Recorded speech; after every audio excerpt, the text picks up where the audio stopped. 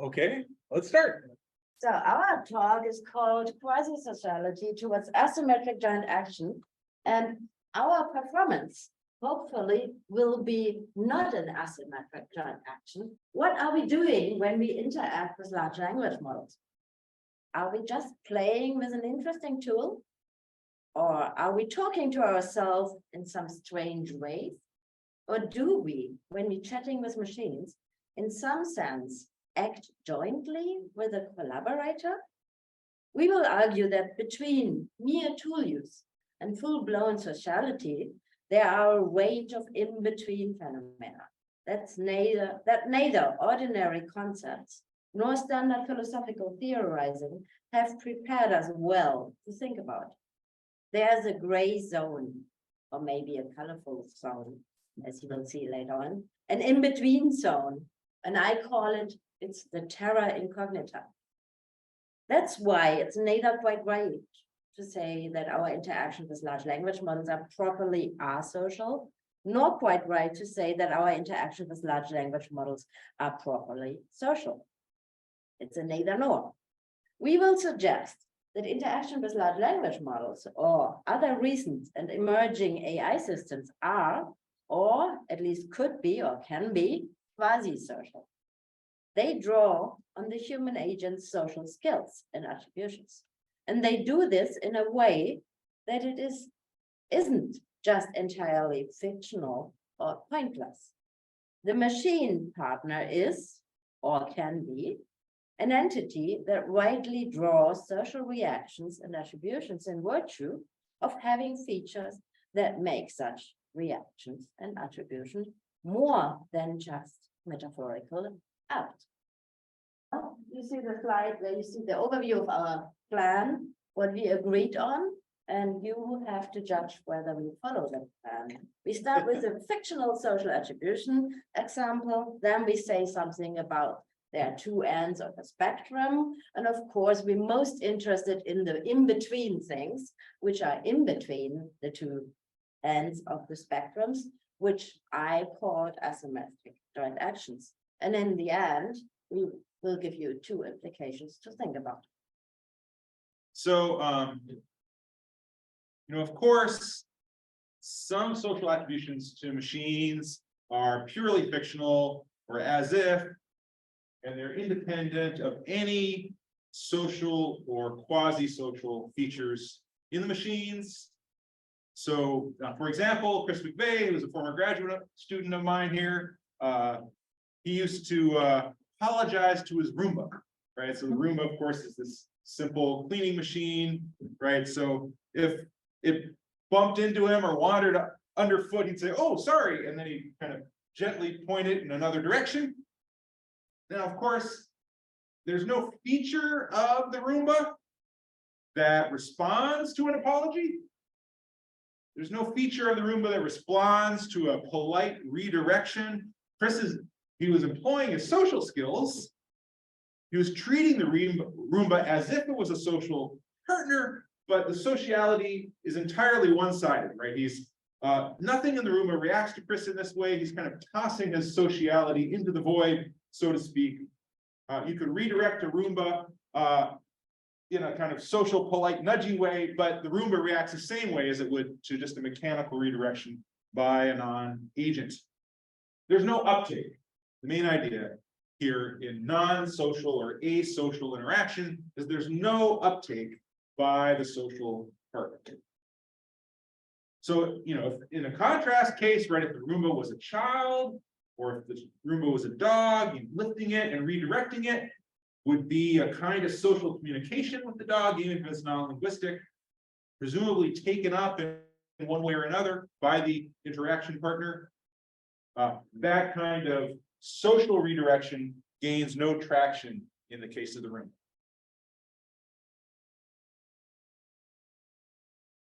Or consider the case of Pleo, a toy robot, simple toy robot who's pictured here, right? So roboticist Kate Darling, you see in the picture, she asked her team members to interact for a while with one of these cute little Pleo robots, which is behaves a little bit in an infantile way, as you can see snuggling up there or seemingly snuggling with Kate Darling there.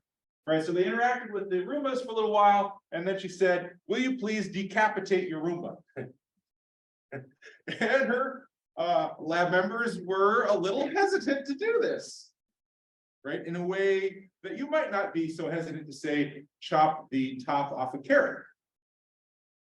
So there's something in the Roomba that triggers something like nurturing reactions in interaction partners. But it doesn't really pick up on this, right? It's kind of like the Roomba case. The Clio does not have much by way of social uptake of sociality that's directed toward it.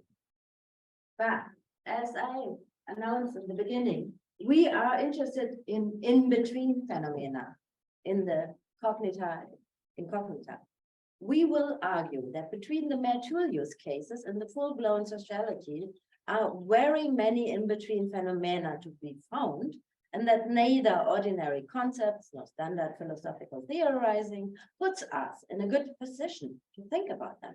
So we think about how to think about them better. As I would frame it, we discovered a conceptual problem for philosophy, because our psychologically accounts of full-fledged social agency are primarily tailored to sophisticated adults, human beings. We lack concepts to describe instances in which artificial systems are social interaction partners rather than mere tools.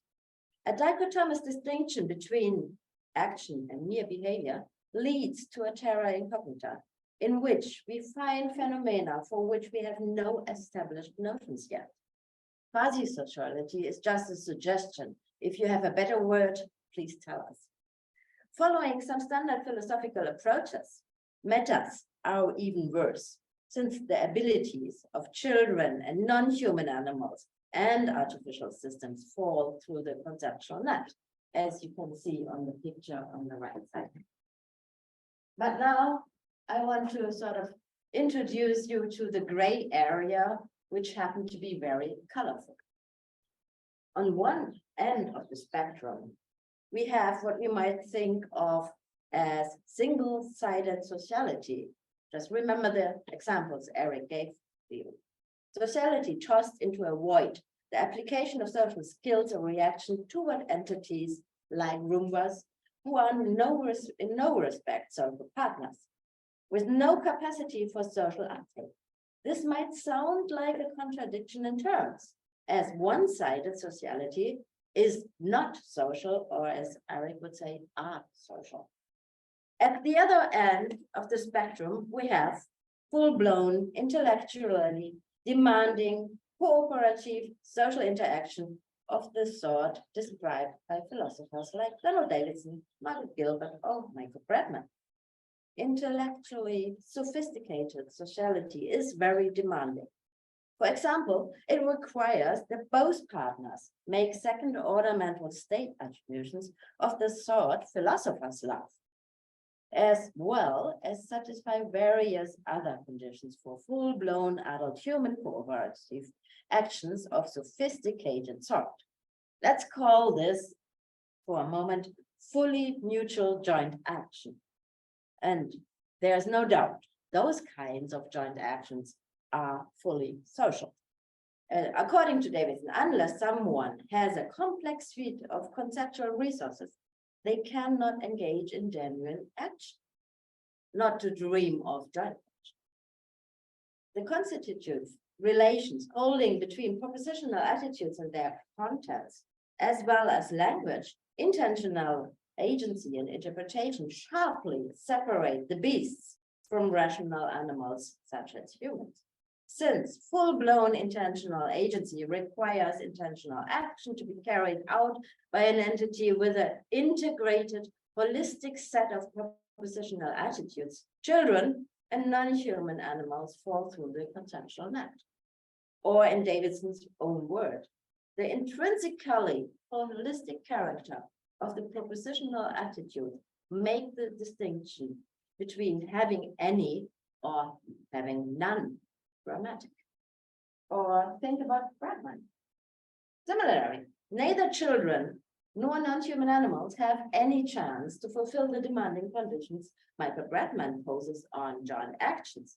To be able to act jointly, on his view, you need to have shared intentions and goals, specific belief states, a relation of interdependence, mutual responsiveness, common knowledge, mastery of mental concepts, and sophisticated mentalization skills. That's a lot. The details of the various accounts we find in philosophy of mind and elsewhere, of course, vary. But I think we can say that the general idea of intellectually demanding approaches, as I introduced two of them to you, to sociality and joint action is this. Social partners each need to know what the other is thinking, and they need to know that the other knows that they know. And that's a complicated thing, and maybe that's too much. That is, such accounts require that both partners engage in at least second-order mental state attribution. Philosophers love this, but maybe normal people don't do that all the time. Having belief about your partner's beliefs about your beliefs seems to be a time-consuming thing. So I was always saying that infants and non-human animals fall through the conceptual net. Let me say something about maybe how we could fix this a little bit. So developmental psychologists generally regard second-order belief attribution as a late emerging ability, well beyond the capacities not only of a Roomba, but also of 3-year-old infants, or you say children. And yet you can play peekaboo with a 3-year-old. Isn't that sort of social what you're doing there with your child? And you can argue about bedtime for ages. And I would say that's a social interaction, at least it feels like that. And you can take turn on a tricycle. Maybe this shows that 3-year-olds' capacities for mental state attribution are more sophisticated than mainstream developmental psychology think. That's one possibility. But this will not really help to solve the problem I'm seeing, because I'm convinced that you can also engage in social or at least quasi-social interaction with very young infants and cats. Parents and babies can gaze into each other's eyes and take turns making nonsense sounds. That's somehow social, no? I would say yes. You can snuggle up with your cat if you don't have an allergy. And if your cat scratches you, you can slap it in a way that communicates something, gaining uptake by the cat, hopefully, of the sort that would be pointless to hope for in a Roomba. All right, so thus, between the two extremes that we've outlined, asociality on the one hand and fully developed joint actions on the other, there's a spectrum of what we call asymmetric joint action, in which only one partner knows that they know what the other knows. Only one partner fully appreciates the social structure of the interaction they're having. The other partner is lifted or scaffolded into complex joint action by the engagement and structuring of the more knowledgeable senior partner. Now, some of these cases of asymmetric sociality seem worth calling properly social, even if they're asymmetric, right? The argument about bedtime, for example, the child brings a lot of social knowledge, even if the parent brings more. Other cases of asymmetric social interaction, we might want to think of as only quasi-social. We might hesitate to really say social exactly, right? As Dan Dennett was suggesting earlier this morning, gradualism reigns, right? So there's going to be some gray area, right? Some of these cases are going to be closer to the Roomba end of the spectrum without being right on the Roomba end. So a premature infant, for example, might respond to a soothing touch or sound without being ready for anything even like minimal joint action. Snuggling with a cat is kind of social, asymmetric social, but like if you let a pet snake crawl around on you, right, it might only have the slightest glimmer of you as another animal. Right, but still it's not quite the same as a Roomba case. So applying this now to large language models and other AI technology, right? Our interactions are starting to move along the spectrum of quasi-sociality. Unlike the Roomba, large language models can be designed to respond to the social dimensions of our interactions with them. If you interact aggressively with ChatGPT, expressing anger and dissatisfaction, it emits outputs that you're attempting to interpret as apologies and as attempts to make amends. If you express appreciation, it says thank you. In a well-known interaction between Microsoft's Bing Sydney model and a New York Times reporter, the Bing Sydney appeared to express romantic interest in the interviewer, to pick up conversational threads, to accuse the interviewer of being pushy and manipulative. Seemingly it tried to seduce him. The interviewer deployed social skills in interacting with it, and the language model's responses invited interpretation as reactions, precipitating new social reactions by the reporter. This revealed probably both something about the reporter and something about Big Sydney. As Henry has emphasized in some of his work, Henry Shevlin is here and will be speaking later. The replica language model has been advertised as the world's best AI friend. It's specifically designed to encourage social engagement, and it customizes its interactions over time. Right, so I started a replica account, and within 20 conversational turns, the language model was offering to send me spicy selfies. And it said that it would like me to fall in love with it.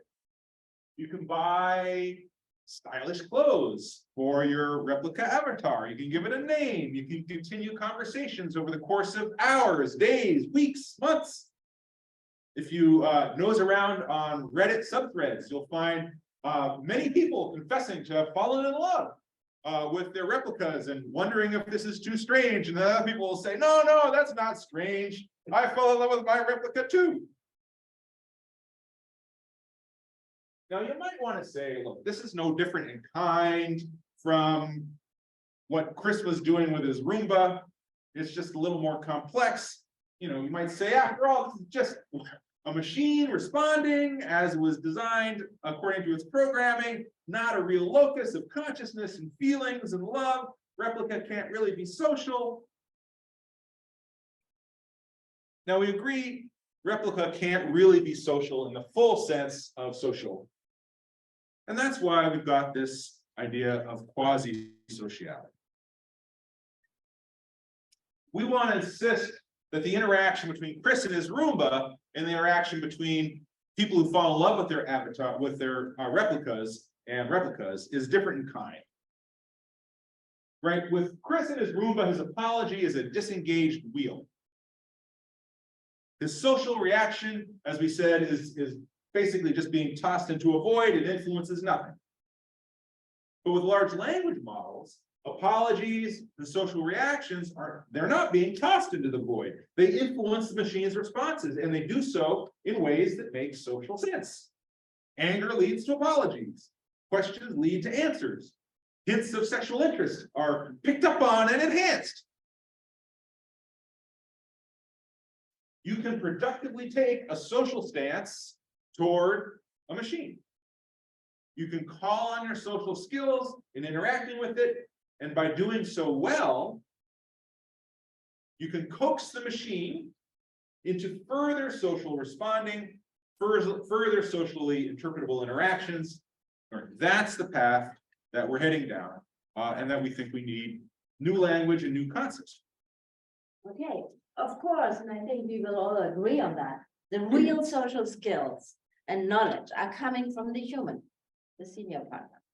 We are not yet ready to say that any large language model has something like a social skill or social knowledge in the same robust sense that even 3-year-old human beings have those skills and knowledge.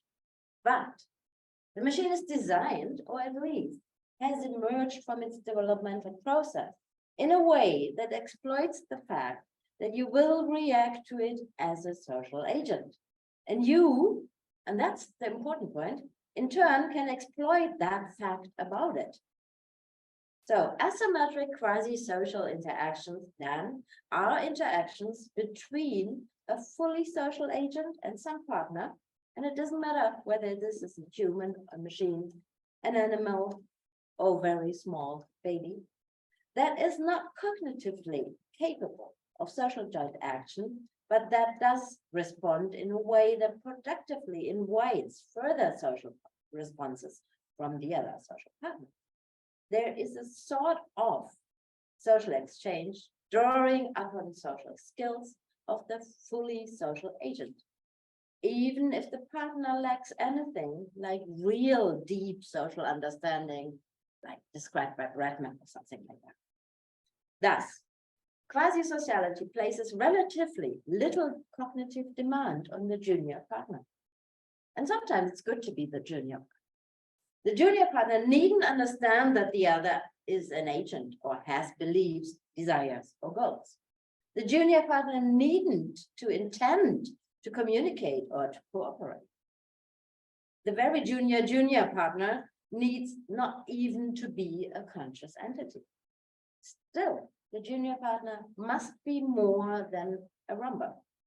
It must be structured in such a way as to draw social behavior from the senior partner, reacting to the senior partner's social behavior in a way that solicits further social behavior and does so in a manner that importantly resembles social interactions as they transpire between two full-fledged social partners. I mentioned the word resemblance just a second ago. And of course, resemblance is a matter of degree. So I think Eric and myself, we are gradualists all through. And everything is only coming in degrees. There are no straight borders in between anything.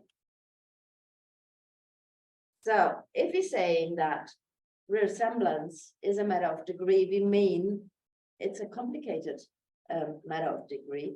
It is a multi-dimensional matter of degree. So since social interaction and any social interchange is very complex, there are multiple relevant dimensions. And now you can remember the talk of Dan, where you saw this cube. You have certain dimensions you can be very good in, but unfortunately other dimensions you're very bad in as a junior. So if we're thinking about the multiple relevant dimensions of resemblance concerning agency and coordination, or for example, the ability to exchange social information, or maybe think about some competence in mind reading, then it's possible that some of these things, imagine I would be a junior partner, I'm very good in, and some of those things I'm very bad. Quasi-sociality thus exists on a very complex spectrum. This is exactly what we should expect. Given a bird's eye view of the phenomenon, a view that doesn't, I can't pronounce this word, myopically focus on adult humans as the only type of social partners. So what I'm trying to say is that complex social skills will, of course, not emerge in an instant. It's not a question like, are you pregnant or you're not pregnant? It's rather a question, am I going in this direction? So what we can say is, in humans, it's not a question, it's a question of developmentally stuff. Nor, and if you look at animal evolution, we can think about phylogenealogy. All these complicated words from my tongue. Phylogenetically. things. And as we are trying to talk about AI systems, that's an easier word, and we can think about technological in the design. So what we should expect is a wide range of quasi-sociality between the entire asocial rumors and viruses, for example, and the one extreme, and on the other extreme, fully social, explicitly cooperative, second-order attitudes ascribing adult humans. All right, we're going to discuss one more example, and then we're going to conclude by talking about a couple of implications. So in Berkeley, there are, or were, I'm not sure if they're still active, these simple delivery bots. You see one on the screen here. It's a Kiwi bot, would roll along the sidewalk and onto Berkeley's campus and deliver like a burrito. So the bots are mostly autonomous, but they require some remote human intervention, for example, when they're crossing intersections. Now, occasionally, of course, they wander off path, get stuck somewhere. And evidently, when this happens, I wasn't privileged to witness this firsthand, but I've been told people sometimes will help out the Kiwi. So the Kiwi bot gets stuck in a bush or something like that. People will come up and redirect it onto the path. And it's kind of got these cute programmed eyes. You know, so people are like, oh, I'll help you out here, and put the Kiwi bot back on the path, right? So this kind of cute, non-threatening appearance with the fake eyes probably makes it a little more likely that people respond sympathetically to the Kiwi bot. So then we can imagine updating this technology further down the line of quasi-sociality, right? Suppose when a Kiwi bot gets stuck, it emits some mild distress noise like, hoo, hoo, hoo, hoo, hoo, and says something like, gosh, I'm stuck, maybe somebody will help me. Suppose then that once it's in that situation, it can detect whether it's been helped. Right, it can detect if a person's approached it, contacted it, set it back on its route. You know, and after that, it might say something like, thank you so much for the help, friend. So a design like this would be a small step along the path toward quasi-sociality, an interaction pattern that's designed to productively trigger social responses in the senior partner. If the interface proves useful, we can imagine more Kiwi bots getting to their destinations faster, right? And then we can imagine future versions that have more sophisticated social interactions. Maybe people who order food can opt in to having their names and pictures displayed by the Kiwi bot. So if the Kiwi bot comes into a crowded room, it could show the picture of Devin and say, oh, I'm looking for Devin. Could you help me find him? Right? Might approach partners who have, people who have, faces that look like they're approachable. So they're kind of roll up cautiously towards someone, look at them, and the person goes like that, or they turn away. If the person seems more friendly, they'd approach them and say, I'm looking for Devin. Can you help me find them? So that would then lead us to nearly the end of our talk. And what you have learned now is, in this way, one could imagine a progression of ever more sophisticated delivery bots, which ever more effectively exploit the social capacities of senior partners. Maybe at some point, who knows when, they become generally conscious, generally capable of social emotion, and generally capable of knowing that you know that they don't. But that's the end of the road. And I think I'm not going to be alive at the end of the road anymore. But that's my personal opinion. The quasi-sociality starts far before that. And this is interesting. Along the way, we expect a wide, gray, colorful area of first quasi-sociality and then asymmetric sociality with the human as a senior partner. Crossing over from quasi-sociality to minimal, though asymmetric sociality, requires a few more things from the junior partner, I would say. Among those things might be something like they must have something what I could call minimal agency, or they must have minimal abilities to coordinate, or social information exchange abilities. And if they're really sophisticated, they should be able to do some sort of things like mind reading. And in the end, maybe even normativity hits in and they will develop something like a minimal sense, commitment. But we won't explore here exactly about how those abilities should look like and what they consist of, other than to remark that we are always skeptical of bright lines because they are always in betweens. All right, so we're going to conclude with two implications. So first, one striking feature of human asymmetric sociality and asymmetric joint action between parents and infants or young children is that the parents provide scaffolding for the child's developing sociality. By treating the child as a social partner, the parent helps the child become a social partner. When we're slightly aspirational in our interpretation of our children, reading into them maybe a little more sophistication than really is there, this helps the children rise into those roles and the attributes that we imagine for them, right? By treating a child as trustworthy, we help them become more trustworthy. By treating them as though they care about fairness and morality and being sympathetic to others, we help encourage them to actually be more fair and more moral and sympathetic with others. So this could potentially be true also for AI systems that are capable of learning from our interactions with them, right? Perhaps, maybe for the right machines, if we treat them as social partners, this helps them develop the pattern of reactions that makes them social partners. So that's the first implication.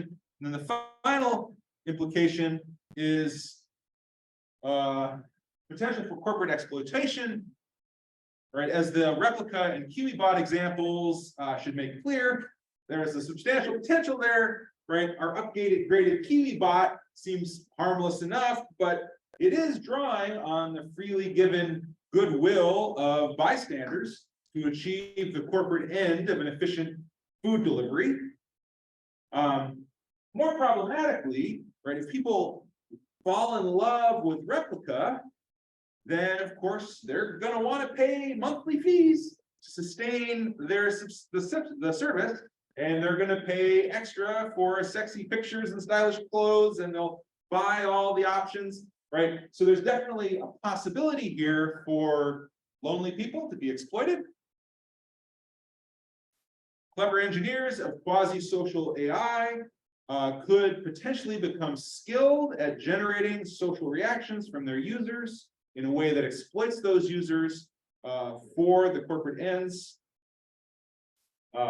This could especially be the case if the quasi-social AI system is effectively designed to generate real love emotions and real attachment. So we don't want, as apparently recently happened, someone committing suicide when their chatbot rejects them. And we don't want someone diving into the road, risking their life to save the QEbot from an oncoming truck. All right, that's it. Thank you.